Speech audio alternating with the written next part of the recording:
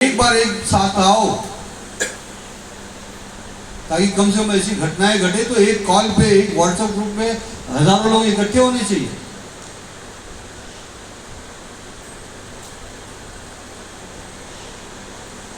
अभी आप फेसबुक पे जाओ, व्हाट्सएप पे जाओ, उस केस के बारे में आपको सारी चीजें पता चलेगी कि कौन प्रेशर कर रहा है, कौन है। बोलो, पॉलिटिकल प्रेशर है। लेकिन मैं ये मानता हूं समाज से बढ़ के कोई पॉलिटिकल प्रेशर नहीं होता है। समाज सबसे बड़ी ताकत होता है। हम जब जहां हैं वहां से उस बच्ची के लिए जो भी कर सकते हैं, आप प्रत्येक आदमी ने अपने फेसबुक पे पोस्ट करना चाहिए उसके न्याय के लिए। मैंने पहले भी कहा, अपनी सरकार है, मुख्यमंत्री अपने वो पूरा सपोर्ट कर रहे हैं। उन्होंने पब्लिक प्रोसिक्यूटर उज्जवल निकम को अपॉइंट किया, लेकिन परिवार इतना प्रेशर में है कि परिवार ये बोल रहा है कि नहीं, हमको नहीं चाहिए। यानी वो उन पर दबाव डाल के, चाहे वो शक्ति का दबाव हो या पैसे का दबाव हो, कुछ भी दबाव डाल के उनको दबाया जा रहा है कि वो इस केस को खत्म किया जाए। लेकिन क्या एक मानवता के नाते उस बच्ची को न्याय नहीं मिलना चाहिए? जो भी लोग पकड़े गए हैं, सच्चाई जो है वो फास्ट ट्रैक पे उनको तुरंत फांसी की सजा मिलनी चाहिए। ये हम सबकी भूमिका है। और आज उनको फांसी मिले, उस बच्ची के परिवार को न्याय मिले और इस तरह की घटनाएं अपने समाज में उसकी पुनरावृत्ति ना हो, इसलिए आज हम सभी लोग इस सत्याग्रह पर बैठे। और दूसरी चीज, इसी घटना से जो मेरे मन को आहत हुई और मेरे मन में ये विचार जागा कि हमें भी यहाँ पे सबको संगठित होना पड़ेगा विजय भाई। घटने की वजह से आज ये घटनाएं हो रही है। आज ये पाश्चात्य संस्कृति का जो प्रभाव है इस समाज पर, ये उसकी देन है। ये खुलापन जो है ये उसकी देन है। स्नेहा भाभी, हम केवल समाज के बंटने की बात नहीं कर सकते। हम केवल इस मंच से एक शैलेश पांडे, एक स्नेहा पांडे, ब्रिजेश तिवारी और हम सब बैठकर केवल इतने लोगों का एक स्थान पे जुटकर सत्याग्रह करने से कुछ नहीं होगा। ये सत्याग्रह अपने घर में प्रारंभ करना होगा, अपने बच्चों में सत्याग्रह डालना होगा। सत्य आग्रह की जरूरत केवल हमें आपको नहीं है, हमारे बच्चों को सबसे ज्यादा आवश्यक है। क्योंकि जो लोग सत्याग्रह में भाग लेते हैं, जो लोग ऐसे आयोजन करते हैं, जो लोग समाज के प्रमुख हैं, उनकी एक उम्र है, एक अनुभव है। उन्होंने एक अपने जीवन का लंबा अरसा जिया हुआ है। उन्होंने कभी इस तरह का काम, मुझे नहीं लगता कि शायद कभी किसी ने ऐसा काम किया है। वो तो सत्याग्रही है, हम आप तो सत्याग्रही हैं। हमने आपने कभी ऐसा कर्म नहीं किया, इस बारे में सोचा तक नहीं। हम आप तो हमेशा ऐसी चीजों के विरुद्ध लड़ते रहे, खड़े रहे, समाज में अच्छा काम किया। तभी आप 10 लोग हमारे आपके बुलाने पर किसी सत्याग्रह में, किसी माता की चौकी में, किसी रामलीला में, किसी भागवत में, कथा में लोग इकट्ठा होते हैं। आपने कहा कि माता की चौकी भंडारे में लोग आ जाते हैं।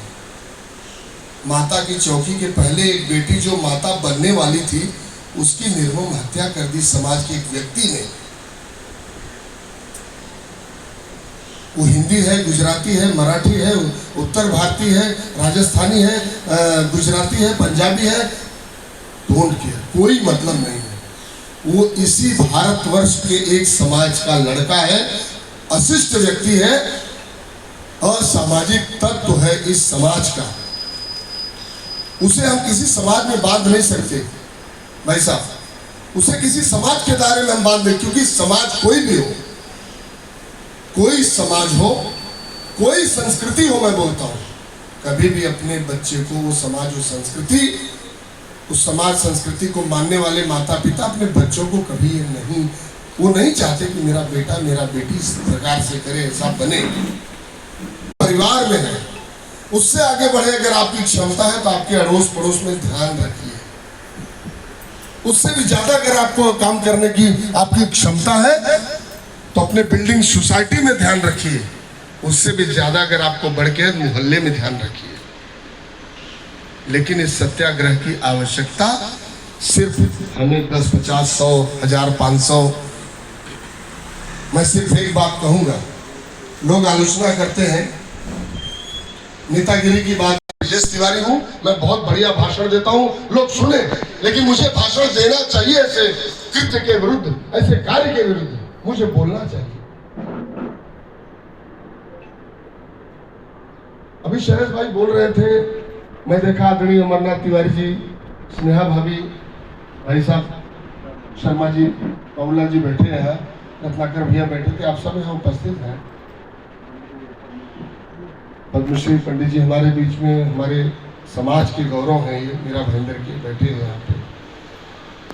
इनके उपस्थिति में जब शैलेश भाई बोल रहे थे और मन में तो ये भाव पहले से भरा हुआ था, लेकिन जब मुझे बोलने के लिए बोले तो मेरा भाव फूट गया, क्योंकि मुझे बर्दाश्त नहीं है।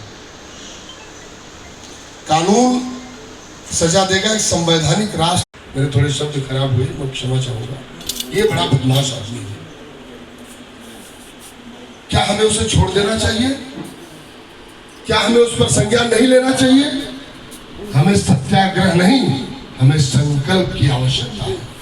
हमें सत्याग्रह की आवश्यकता नहीं है, हमें सत्याग्रह के कार्यक्रम से एक संकल्प की आवश्यकता है। हम संकल्प लें और अपने जीवन में कभी भी किसी भी उसको मारेंगे नहीं। आवश्यकता पड़ी, अगर उसने हमारे उसके कृत्यों के विरोध में अगर उसने हम पर वार किया तो उसको मारेंगे भी, छोड़ेंगे नहीं तब, लेकिन उसको कानून के और संविधान के दायरे में लाएंगे, उसी क्षण उसी समय लाएंगे। अगर हम नौकरी पर जा रहे हैं, हम धंधे पे जा रहे हैं, हम कोई भी काम करते हैं, बहुत ही आवश्यक काम कर रहे हैं, मुझे लगता है कि इससे आवश्यक काम हमारे आपके जीवन में अब कोई बचा हुआ नहीं है। पैसा, मैं अपने जीवन में ऐसी घटना कभी बर्दाश्त नहीं करूंगा। मुझसे जो बन पड़ेगा उसी समय उसी क्षण में करूंगा।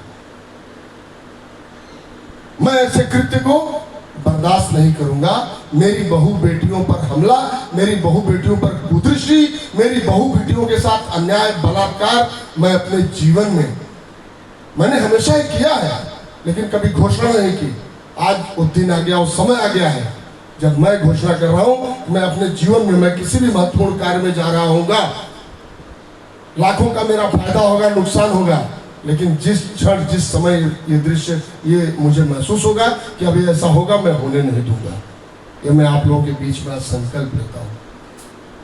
इस सत्याग्रह से आज मुझे यही प्राप्त हुआ है कि मेरा मुखर संकल्प मुझे मिला है, मेरा मुखर संकल्प मुझे मिला है। आज मैं आप लोगों के बीच संकल्प लेता हूं। और यहाँ एक बड़ा रूप दीजिए। बड़े मैदान में अगर लगता है कि इसमें कुछ ढिलाई हो रही है तो यहाँ नहीं, अगर उस जगह पे हो जहाँ पे घटना घटी है कल्याण में, आप कल्याण में मंच लगाइए और वहाँ के प्रशासनिक अधिकारी से सवाल पूछिए कि सर यहाँ कहाँ तक चला। हम राजनीति करने के लिए नहीं आते, हमें वोट बैंक नहीं चाहिए। ऐसे कामों के लिए वोट बैंक की जरूरत नहीं होती है, वो माता जी का आशीर्वाद की जरूरत होती है। और वो जब तक उसे फांसी की सजा नहीं मिल जाए तब तक के लिए हम लोग को छोड़ना भी नहीं है। और ये आंदोलन आप जगा के रखिए, ये मशाल भूलनी नहीं चाहिए। दिल में बहुत दर्द होता है, दुख होता है कि ऐसे भी समाज में लोग हैं कि ऐसे बच्चे को बचाते हैं, उनके लिए ये समाज के हर क्षेत्र में वह अग्रसर है, शिखर पर है, फिर भी उनके साथ अत्याचार, अन्याय, शोषण हो रहा है। बड़े दुर्भाग्य की बात है। उसका कारण या उसके लिए जिम्मेदार हम और आप, कहीं कहीं समाज ही है। महाभारत काल में धृतराष्ट्र के सामने सभा में द्रौपदी का चित्रण किया जाता, तो वहां पर पितामह भीष्म थे, द्रोण थे, कृपाचार्य थे, एक से एक मार्थी बैठे थे, विदुर थे। फिर भी वहां जो है द्रौपदी को निर्वस्त्र करने का प्रयास किया गया था। तो वहाँ तो श्री कृष्ण आए थे, केशव आए थे। क्या आज हम भी उसी का इंतजार कर रहे हैं? क्या हमारे अंदर वो भाव नहीं है, हमारे अंदर वह जोश नहीं है? क्या हम इतने अक्षम हो गए हैं, कायर हो गए हैं? लेकिन दुर्भाग्य यह है कि भाषण तो हम दे लेते हैं, बड़ी बड़ी बातें कर लेते हैं, लेकिन जब बात करने की आती है तो हम साइड में होकर के अपना रास्ता नाप लेते हैं। यह अनुचित है। मैं बहुत कुछ नहीं बोलूँगा। एक छोटी सी पोयम, सलेश भाई ने फ़ोन किया तो मैं बाहर था, तो हमने कहा कि एक कविता हम लिख देंगे भाई। तो बैठे बैठे भोजन करने गए तो होटल में बच्चों के साथ, पूरे परिवार के साथ में वहीं पर कविता बना दिया, उसमें व्यक्त करूँगा।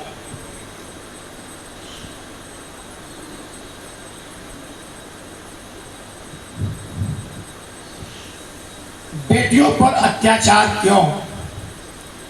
बेटियों पर हो रहा है इतना अत्याचार क्यों? अबोध बच्चियां भी होती हैं शोषण की शिकार क्यों? अबोध बच्चियां होती हैं शोषण की शिकार क्यों? बेटी, बहन, पत्नी, माता के किरदार में कमी कहाँ छोड़ती हैं वे अपने प्यार और दुलार में? दो घर को जोड़ती वे जन्नत बनाती हैं, पिता और पति के दो घर को महकाती हैं, फिर भी बेटियों पर हो रहा है इतना अत्याचार क्यों? अबोध बच्चियों होती हैं शोषण की शिकार क्यों? घर को महकाती हैं, फिर भी समाज उन्हें देता है सम्मान, देता नहीं सम्मान क्यों? बेटियों पर हो रहा है इतना अत्याचार क्यों? शोषण की शिकार कहीं समाज को बेटियों पर हो रहा है इतना अत्याचार क्यों? अंधा बना देख रहा सारा यह समाज है। भारत की धरती पर होता जहां मान है, अत्याचारियों का सदा हुआ सर्वनाश है। सबको जगाना होगा, जगाना है, दायित्व निभाना है, भाई पति पिता पुत्र का कर्तव्य निभाना होगा। बेटियों पर हो रहा है इतना अत्याचार क्यों? अबोध बच्चियां होती हैं शोषण की शिकार क्यों? यह बहुत ही गंभीर विषय है। इसके लिए सभी को जागरूक करना पड़ेगा, जगाना पड़ेगा, और तभी जो है समाज में ऐसी बुराइयां नष्ट होंगी। धन्यवाद।